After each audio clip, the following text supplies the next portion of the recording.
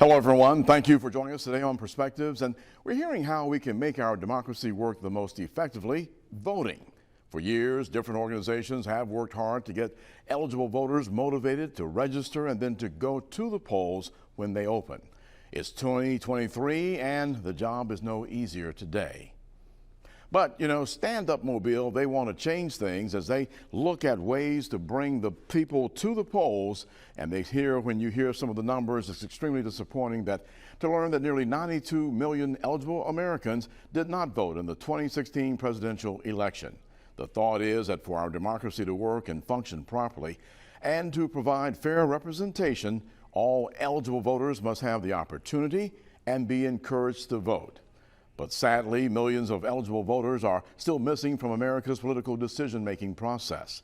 According to American Progress, our collective self-rule is established and fostered through free, fair, accessible, and secure elections, though which the voice of every eligible American is heard. When people exercise their power as voters, they can elect local, state, and national leaders who are responsive to and reflective of the communities that they serve. StandUp Mobile believes that Mobile has something to say, and it can only be done through community engagement, registering to vote, and then, of course, voting.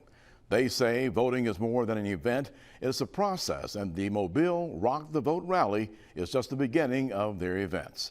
Their plan is, starting this month, they will move around the city and the county to reach as many neighborhoods and communities as possible. Our guests today on Perspectives, Shalila Dowdy, founding president of StandUp Mobile, and Beverly Cooper, the co-founder of StandUp Mobile.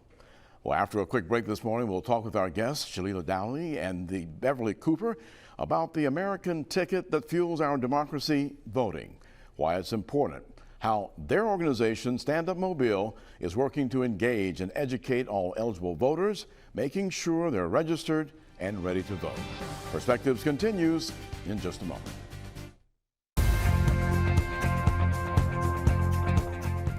Today we're talking about voting, the importance of it, how to get people to go to the polls after they're registered, and how to get the eligible voters making sure that they are registered and ready to vote. Our very special guests today, Shalila Dowdy and Beverly Cooper, both of StandUp Mobile. And ladies, we thank you for being here today to talk about this, because we just had an election, and a lot of people who were talking earlier where folks were wondering, well, when do we vote? Who do we vote for? What are we voting about? And Alabama was not participating, but next year is going to be quite a year, as the Mobile County area is going to have opportunities to elect two people, because the District 1 and 2 now go in and out of Mobile County. And so a very important opportunity and historic opportunity going to be happening next year. I guess let's start first. How did you all get involved with this? Why did you all found this organization? Because over the years, people have been trying to get people registered and then get them to the polls. And I assume you both see the necessity of this being a real opportunity. We need to get people eligible, who are eligible, registered, and then there. So what motivated you all to do this and take this step? We got started January the 6th, 2021, believe it or not. This was a day of everyone's disbelief about what was happening in Washington, D.C. And Eric, we started receiving phone calls. People would call my husband and ask him, I didn't know that the Constitution permitted this or that folks could do various things. And as we started chatting about it that day, I called another friend, Amelia Bacon, who is also a co-founder of StandUp Mobile. And the conversation went on to where we reached out to various individuals in the neighborhood to say, you know what? We need to educate ourselves. We really don't understand as much about our democracy as we really should, about what kinds of things, when a person has a protest, what can be done. But even if that protest is launched, the idea of thinking about one that really does respect the democracy and the rules of law under which we live. From there, we did a Zoom call, and before we knew it, we had about 30 people on a phone call, and we were talking about issues. And the issues started to flow back to local issues, things that people were concerned about in our community. And we said, you know what? Mobile just needs to stand up. Mobilians need to stand up and actually make sure that their voices are heard and that they're educated and understand what needs to be done in the community. Because you've got a pocket of voters here, you've got the numbers, and just take a step back, and this husband that you were talking to is a retired general and a former ambassador, so right. Definitely a person to call to say, hey, what is this? What's going on with exactly. our government? And I guess, Shalila, you are a younger generation than me, and so when you were talking with Beverly and the other group of people, I guess you saw some importance of this to cover all generations and not just, say, those who have been around and had an opportunity to vote for many times. Yes, speaking of General Cooper, so as a service member, I'm in the military as well awesome. now. I spent time in different states across the country, so undergrad in New York at West Point, being stationed in Texas, Oklahoma, South Carolina, doing some time in Georgia. And what that revealed is that now that I'm home, the problems that I see across the country, I see at home as well. And so the issue is that voter turnout is low. There's issues that are present in local communities, and there are individuals in elected seats who have the power and the duty and the responsibility to make sure that the needs of the people are heard. But those in our local community, they just don't know how to utilize their voices, and like Ms. Cooper said, they don't know that they can stand up. And so just knowing that the issues were present and that I had a voice, great members of our society like Ms. Cooper had a voice, and so we wanted to utilize our voice to empower other people to be present in our community. So when you look at the task ahead of you, so you've got some people who have come together who understand the importance, and some who have lived through the days when they saw the success and saw the results of people coming out and voting and exercising that right. So with this task in front of you, what was the next step? Was to create a strategy. We did, when we first started, it was a matter of just going into the communities. This was leading up to elections, what, 2 years ago, The 3 years? 2021 municipal elections. Yes, the municipal elections. We said, let's go into the communities and actually do, again, a rally. And we got individuals involved. The food banks came out to help because they were trying to get food out to people. There were the NAACP was a part of our activities, a variety of different local groups, Fair Housing Office, another group called SARE, which is the South Alabama Economic Roundtable. Individuals and even some of the fraternities and sororities came out, legal services. Let's get into these communities and talk about and find out what are the concerns that people have and what do they need. We thought that by actually approaching it from, I call it a tabletop level. What are those things that every day in your home that you're dealing with on a tabletop basis that you're most concerned about? And once we identify what they are, how do we begin to work on them? So then folks are motivated when an election is like right in front of them. Right. And just like you said, that we're trying not to make sure that it's one event, but that it's a process. And that process means that you're engaged with this information and how do you empower yourself and keep your voice going so that you are making sure that individuals who are elected, who represent you, are actually coming back and making sure that as a constituency that they represent, that they are making sure things happen in your community. So what type of a response did you get then from the people when you went out to the community? We did surveys. We had a short survey list. We said not to give them too many. We collected names, addresses, email addresses, and then we had, 3 or 4 questions on a survey card. Folks were great about it, responding to them. But Eric, we even found this. If someone said that they were concerned about, let's say, public safety, and then when you ask the question, what in public safety? Some would say the police, others would say lights in my neighborhood, some would say open ditches. So people have a different perspective about what public safety is. If you said education, they would talk differently about what education is. So not only was StandUp, we were educating them, they were educating us, because we realized that the question of education and how do we address that so that people are empowered, it really does have to be specific. Once we went through that process, we came back into the office really and started talking about all that we had begun to collect, right? So and by this point, we were into the election. So we were very busy with all right, well, the first place we need to go is these people need to be registered to vote, because that was another piece that we had discovered. We were out in that community and finding that people were not registered to vote. On that point, what are the numbers like for those who lost their eligibility due to incarceration and they did their time and they're now trying to address the process of becoming eligible again? What type of numbers do we have with that in our community? Because that's a large number when you look at statewide. It is. Do you remember? I do not know the exact number, but we did partner with Legal Services Alabama, so they were able to assist with providing information on restoring voters their rights. Mm-hmm. And a lot of the times it just deals with having served your time, be complete with your probation, and paying your restitution and fees. And so we were providing them with information and a outside resource to possibly have their voting rights restored. But that is a big issue. A lot of times I run into black men that are like, oh, I can't vote. And actually they can. They just have to go through the process. Right. But the state and the way that the leadership is set up, they don't want voter turnout to be high. So they make that process difficult and lengthy, and then that results in people not even trying to go out and have their voting rights restored. Because I know someone personally who I talk to every year before election time. Yeah. Have you taken care of that yet? Yeah. And that's still a stumbling block, and they finished their time 20 years ago. Yeah. So it's something that is a block, roadblock for folks. You've got to be persistent, okay? You have to be as persistent with registering and finding out information you need to know.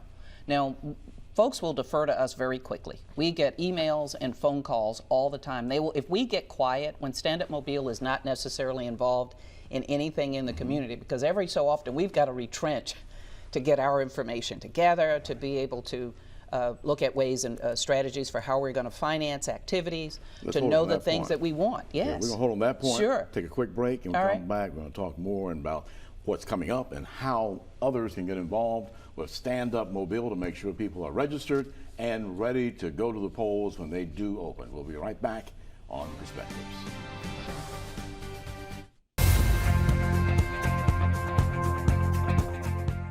Welcome back to Perspectives. We're talking with Shalila Dowdy and Beverly Cooper, co-founders of StandUp Mobile. And ladies, you shared a lot of incredible and just important information in our first segment. Let's talk more about the Congressional District number 1 and Congressional District number 2, because that's a historic opportunity for voters to do some things. And Shalila, you were involved in making that happen from a judicial standpoint, I guess I should say. Tell us how that happened. Yes, so in 2020, I was involved in the census work, doing census enumeration, and so every 10 years, the maps are redrawn. And so leading up to the state legislators redrawing the maps, there was a rally across the state. They had public hearings, and the rally was, please make sure that there is a second congressional district where the population is majority black, so that we can elect someone who looks like us. We need to sit at the table. When we have a diverse leadership, you bring different perspectives to the table. And so the state basically ignored us. They redrew the congressional maps, and the only majority black district was District 7, Congresswoman Terry Sewell. And so there are awesome organizations across the country that work to hold our leaders accountable. And so the NAACP Legal Defense Fund, along with the Allies Group, they pursued a lawsuit and they sued the state of Alabama. So I was a plaintiff in the case. The black population in Alabama is about 27%. And so 1 out of 7 seats only gives us 14% of representation, and 2 districts gives us about 28% of representation. So we had a preliminary injunction. The lower court decided in our favor.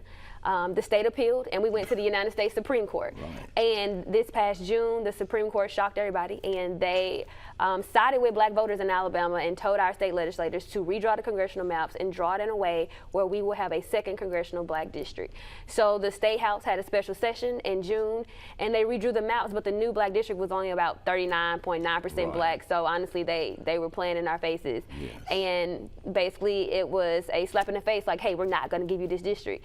So the lower court, we went back in front of the lower court in early August, and the court basically told the state, you defied what we told you to do, you defied the United States Supreme Court, so we're going to appoint a map maker.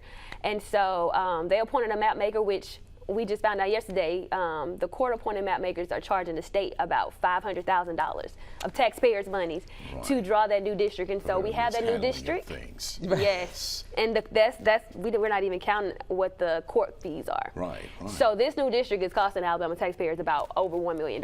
And all they had to do was be equitable and fair. And do the right thing from the beginning and make sure that, fair and equitability. Yeah. So.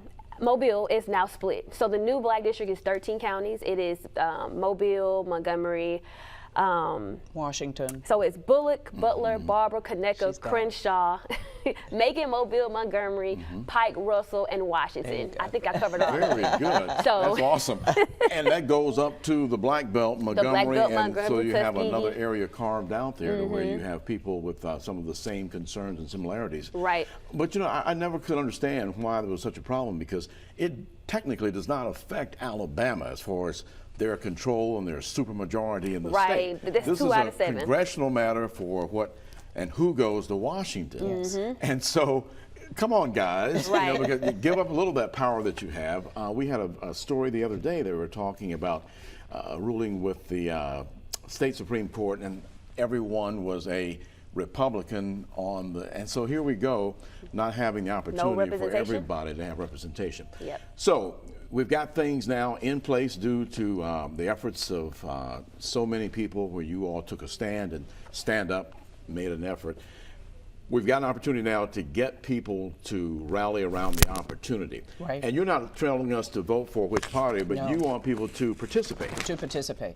Empowerment and having your voice. The rally that we're doing on Saturday from 10 until 2 o'clock at the Dearborn Y, and it's called Mobile Rock the Vote. We know Mobile has something to say.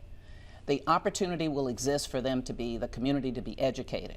Again, going back to a strategy, one of the complaints that we had during the last election was that to work these communities, they were so big that you were asking so many people to go out, and there were such large areas. What we're trying to do now is to get ambassadors or leaders to let's make the communities a little bit smaller. So maybe we're talking about you in your neighborhood. Let's say you take a 10-block area, both sides of the street.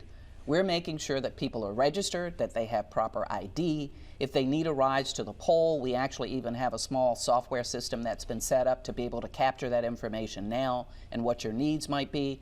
Everything that you will need to know, we hope to be able to try to at least have it in a much smaller vein so that individuals will not feel so overwhelmed by the job at hand and get that message out. And with all the changes that have happened since the previous presidential election, how many opportunities are there for early voting? Are there still as many, and is it still simplified? So Alabama does not have early voting. We have it where you can vote absentee by mail and absentee in person, but you have to provide an excuse, such as you'll be working between the hours of 7 to 7, you will be away at school, you'll be outside the county. And so unlike other states, we do not have early voting, and so that is something that as an organization, something that we will plan to advocate for in the future, because in order to achieve that, we'll have to go through our state house.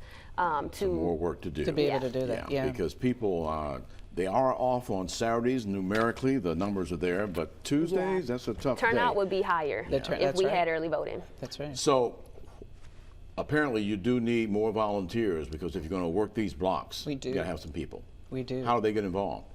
They get involved just by reaching out to StandUp Mobile. We have a website, which is StandUp Mobile. You pull us right up. We jump right up at the top of it, which is wonderful just because of the response that we've had. Facebook page, but they can also call us. All the calls come directly to me, and I'll gladly take you're ready. Yes.